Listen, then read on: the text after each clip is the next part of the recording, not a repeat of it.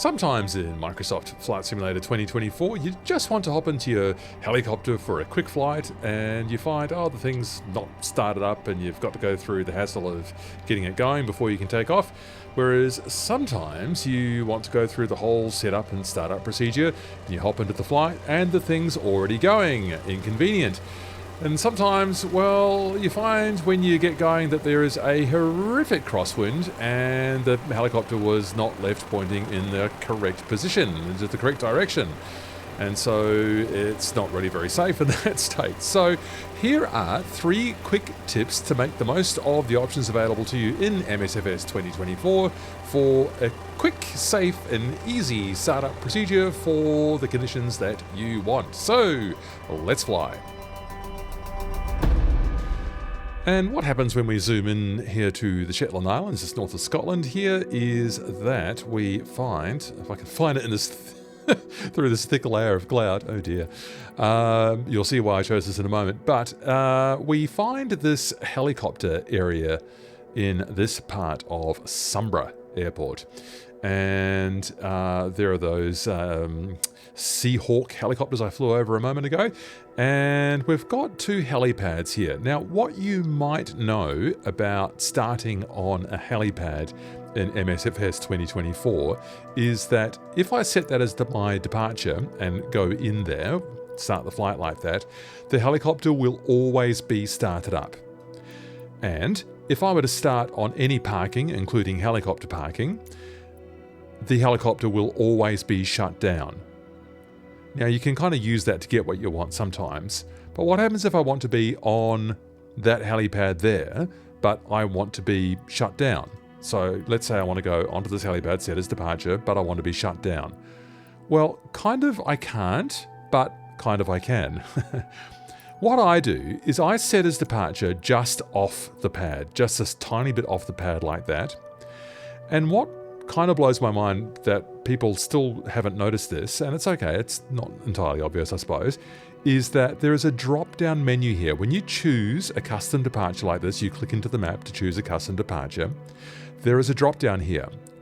And I think people in 2020 assumed that, because it was always airborne in 2020, that you didn't have this option. You can drop this down, and you can choose to be on the ground and shut down, or on the ground and ready for takeoff, or airborne, which I think defaults to, 1,500 feet above ground level. Anyway, I want to be on the ground and shut down. Remember, what I don't have if I start on a helipad by default is the ability to start shut down. So I have started just off the helipad, I've chosen shut down, let's get into this flight. Yeah, not a great day for flying in the Shetland Islands, is it really? But it does allow me to demonstrate something useful to you with live weather. Why are all those tags flying around but that one isn't? Anyway, I'm not going to deal with that. So here we are inside our little Cabri, and first of all, if you recalled from when I set up the flight, the wind was blowing at 250, I think it was, and the sim, what it's done is it spawned us in here facing directly south, not helpful. So how to get ourselves over there into the middle of that pad and facing south? I use Slew, and I use some mappings I've put on my joystick. So first of all, I'm going to go Shift-Z for Slew, and I'm going to use the twist axis on my joystick to get me approximately in the right direction, and I'm going to just slew over here. So let's see how I've done here. Get back and check that. That looks like I'm about 260 now. That's getting much better into that wind of about 250. So I'll just pop back into Slew again. I like to have translate forward and back there, and I like to have the yaw axis on my twist grip. If you don't have a twist grip, you might consider putting it onto your rudder pedal. So I find that useful in setting up flights. And if you do need to adjust the height for some reason, I just use the Q and E keys, the defaults left on the keyboard. But yes, that's what I use to slew around and get myself in the exact position I need to be. And that's just a nice close simulation of what the ground crew would do for your helicopter anyway. You would push the helicopter out and put it in the right direction so that you don't have to take off with a dangerous crosswind.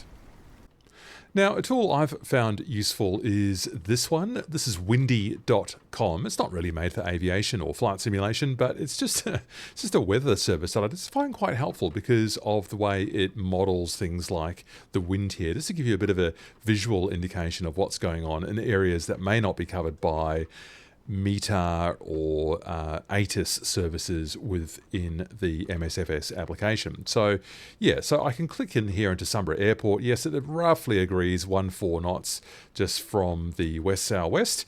And if I was, say, doing an operation off-sea over here, I could see that out here it's more southwest, the wind, coming in at about 16 knots, so a little bit stronger out here.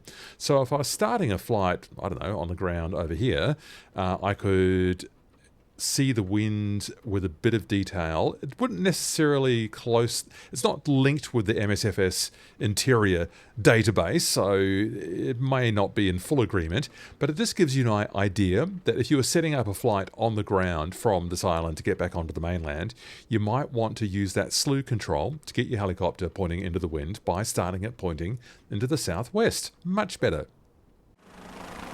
So there you go, 3 quick tips, and if you've got some hacks that help you make your flights faster, safer, more fun, let us know in the comments. I'd love to know what you're doing to get more value out of your experience of Microsoft Flight Simulator 2024 and of course in helicopters.